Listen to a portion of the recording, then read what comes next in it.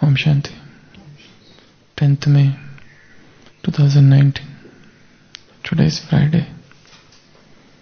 Slogan: consider yourself to be an instrument and remain constantly double light, and you will continue to experience happiness. Consider yourself to be an instrument. So, when you consider yourself as an instrument, what happens? You remain double light, and you will continue to experience happiness.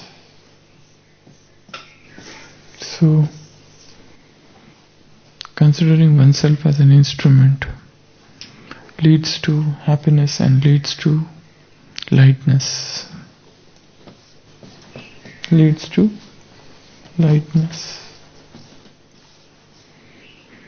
It means when we are not instrument, we are heavy and we are unhappy.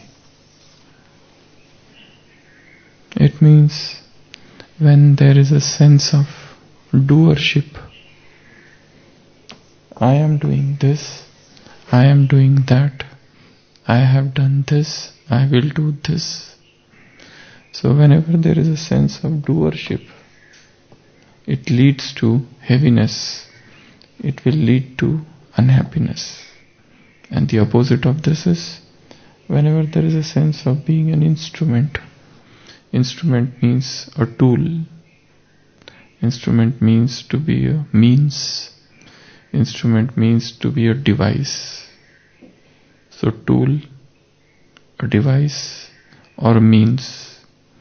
The doer is someone else. I am not the doer. But if you see the journey of humankind, right from the birth, we are taught this chapter of I by everyone, and it is reinforced when we go in schools, and it is reinforced by competitive exams that you have to do this, I have to do this. So everywhere we are being surrounded by this ocean of doership. So I am doing is a doership. Now what Baba is teaching is never think that you are doing anything. Think of yourself as a means, as a device, as a instrument, as a tool in the hand of God, as an instrument in the hands of God, as a means through which things are being carried out, as a device, as a divine device, as a channel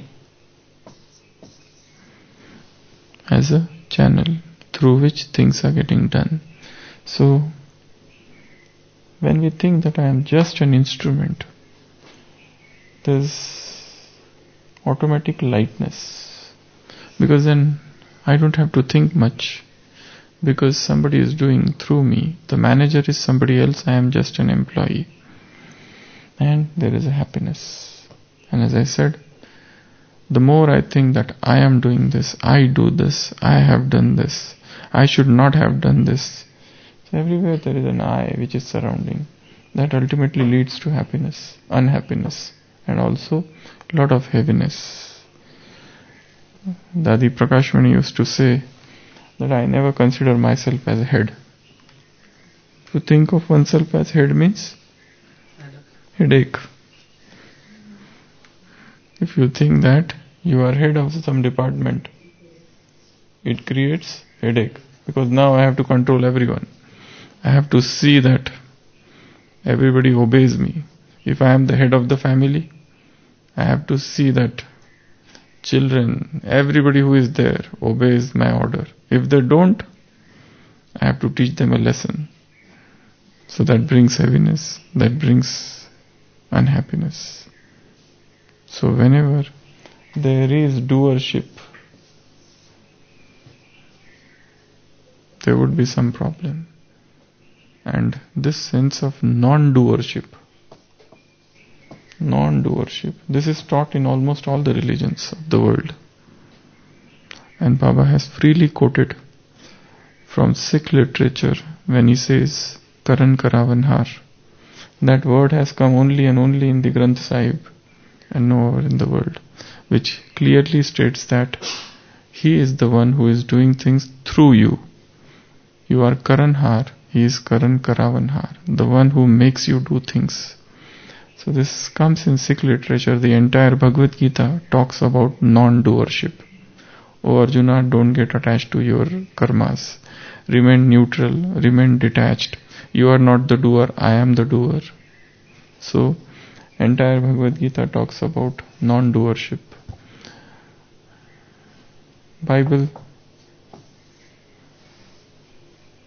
In Bible we find Jesus says that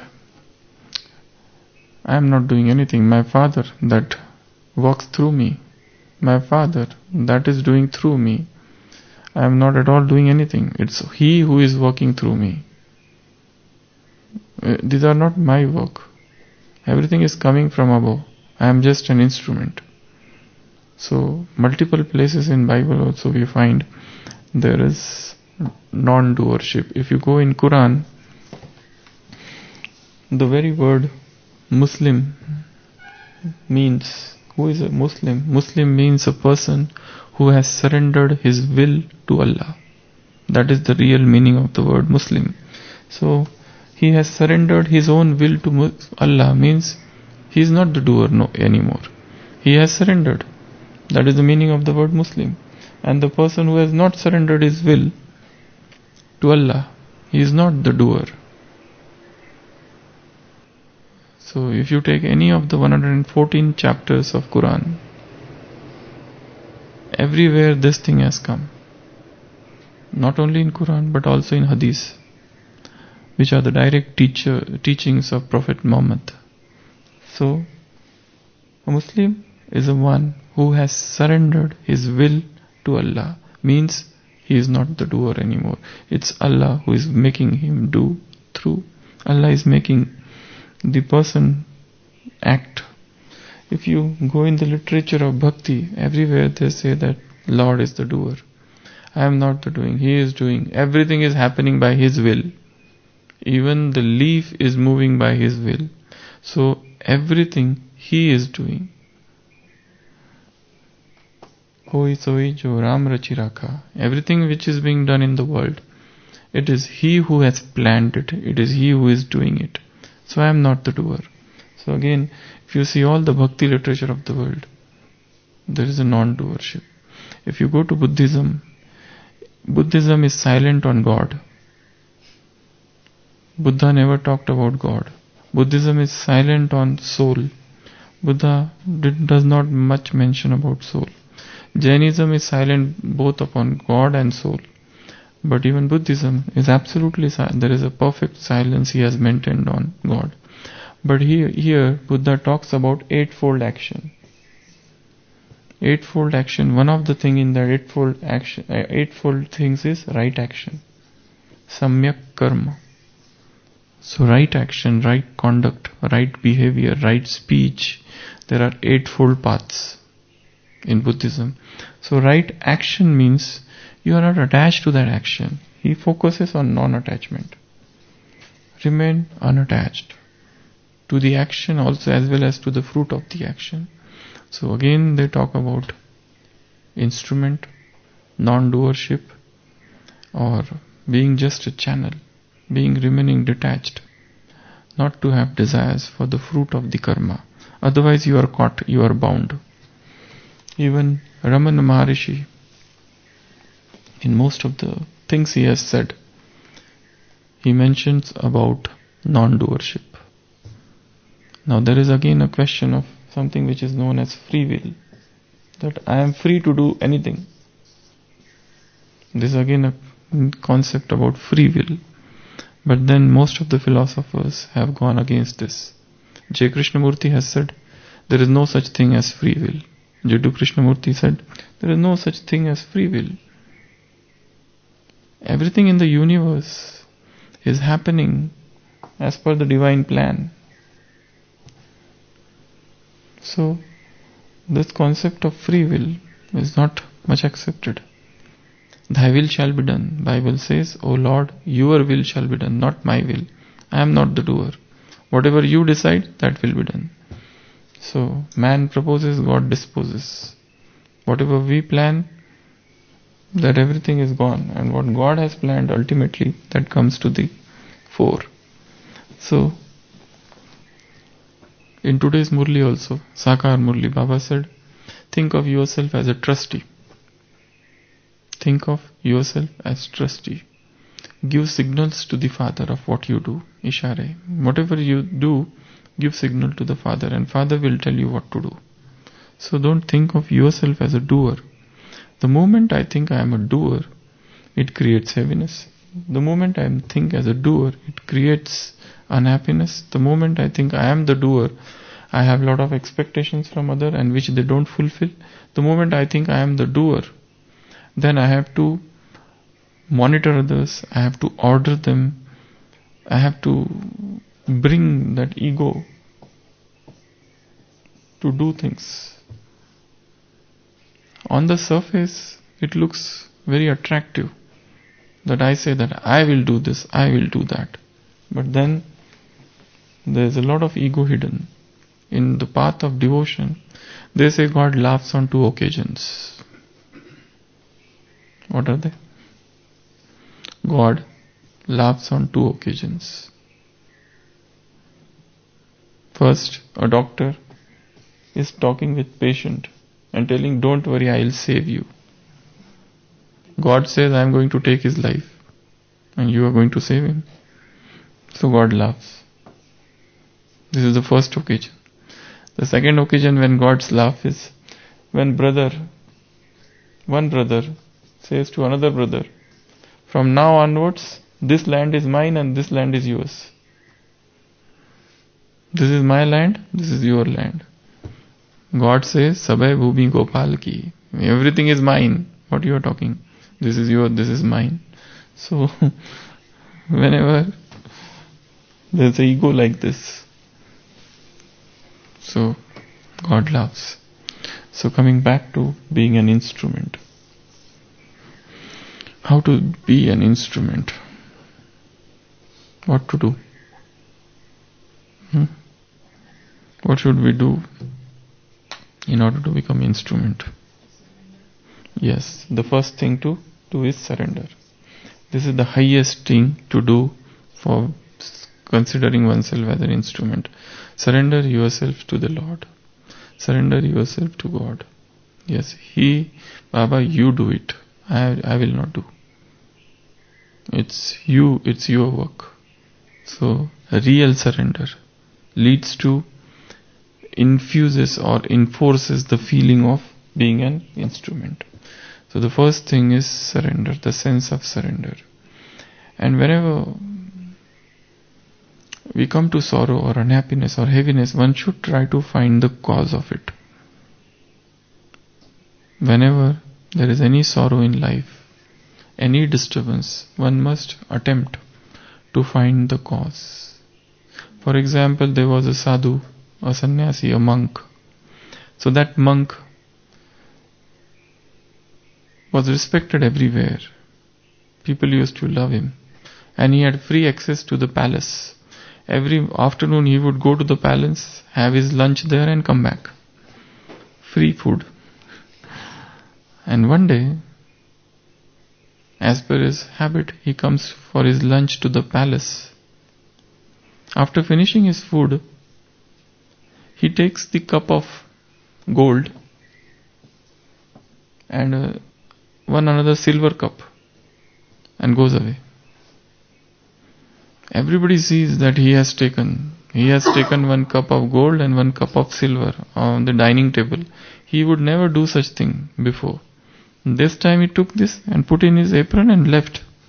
Everybody just saw with wide awake eyes. What has he done? But nobody said anything. It's okay, because he was very friendly with everyone. And people used to respect him, all the people who were in the palace. After 2-3 days, he brings back the cups and keeps and goes away again. Now the king gets to know about this. What is it? Why did he took away the cups, silver cup and golden cup? And why after 2-3 days he brought back the cup? So the king calls all his ministers and tells him, tell me the reason, what happened?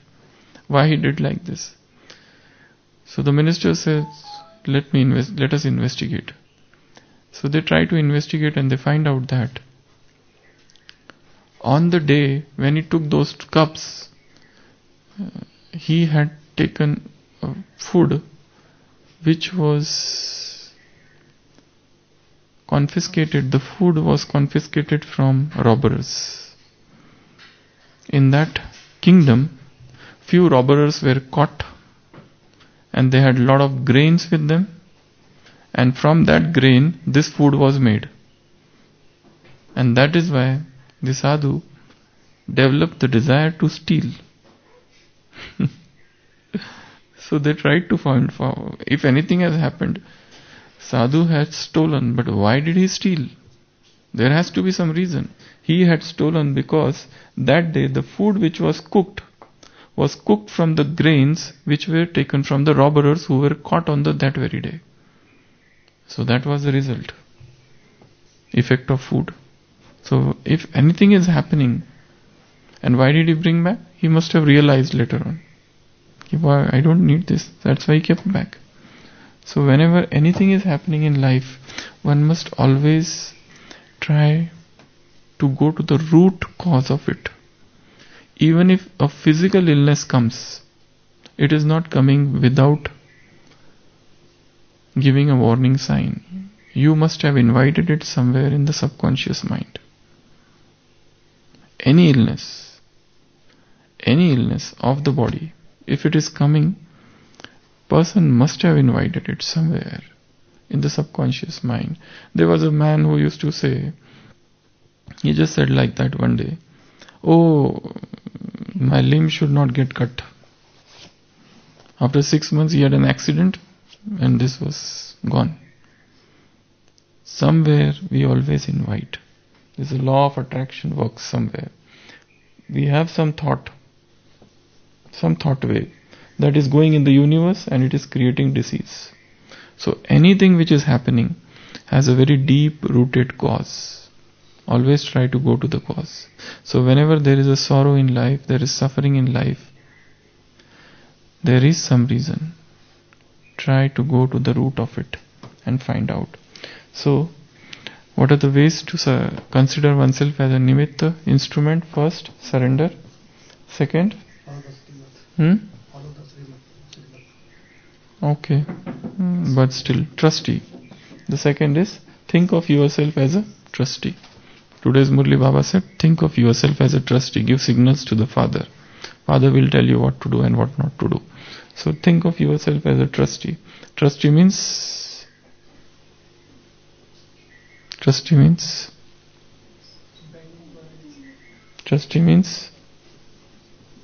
no ownership. Ownership free. Suppose this is a duster. I purchased it, but I know it's not mine. If I think that this duster is mine, then if somebody takes it, I become sorrowful.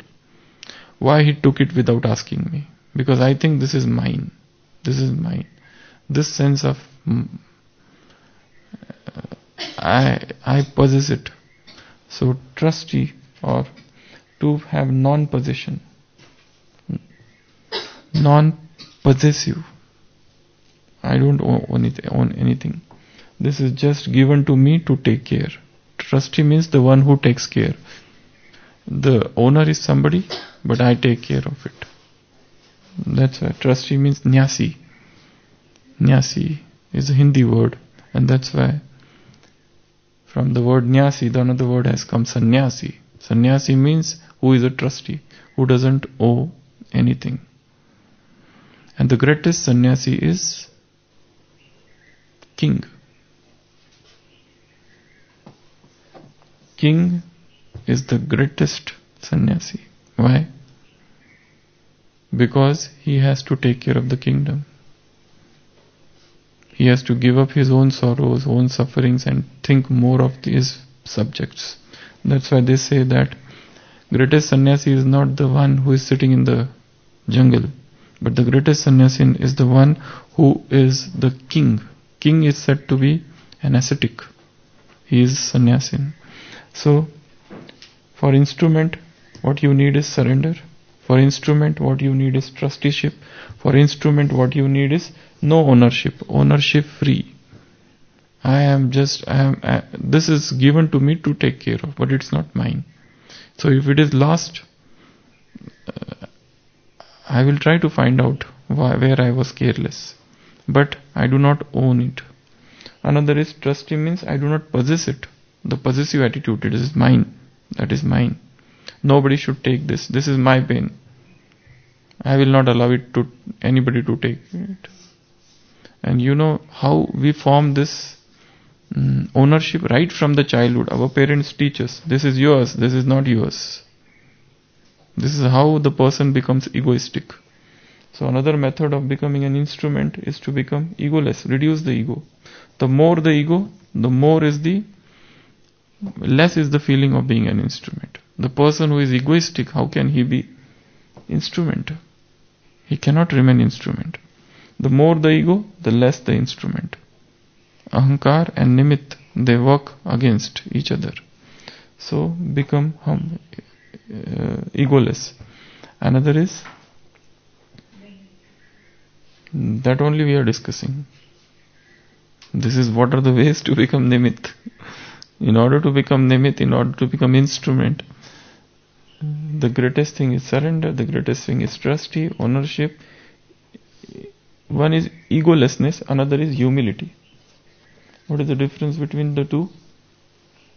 This is namrata and this is nirahankarita. What is the difference between two? One is namrata, humility, humbleness. Another is nirahankarita. Yeah, even humility carries the ego. I am very humble. If somebody comes and tells me he is more humble than you, how dare he? So, ego of being humble. One is egolessness.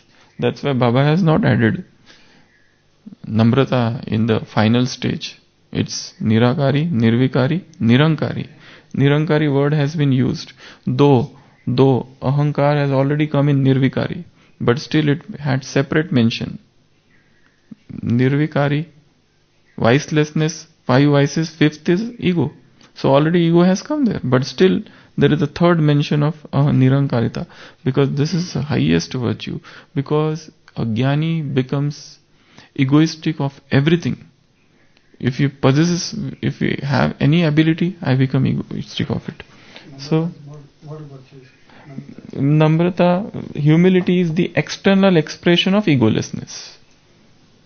Humility is the external expression of nirankarita. When I am egoless, automatically on the outside I will be humble. So it's an reflection. It's a outside behavior is humility, inside is egolessness. And when there is an ego outside and yet one tries to be humble, this is pseudo humility, false humility. One is very egoistic and still one says, oh, I am nothing, I am not doing anything, Baba is doing everything. And okay, so all those who have done, yeah, you go away, you have not done anything, you go. We are honoring those people who have done something for the yajna. You have not done anything, no? Because you only said you have not done anything, so go away. So one feels hurt. So this is false humility. Because there is an ego sitting inside, like a coiled snake. Inside there is an ego, but outside there is a humility. And this is a false humility. Humility for gaining attention. Because when you show that you are humble, people respect you. When you show that, oh, somebody has given speech and somebody comes, oh, you have given very good speech. Then you say, no, I have not done. Baba was speaking through me. then your respect increases, your status increases. Because Baba was speaking.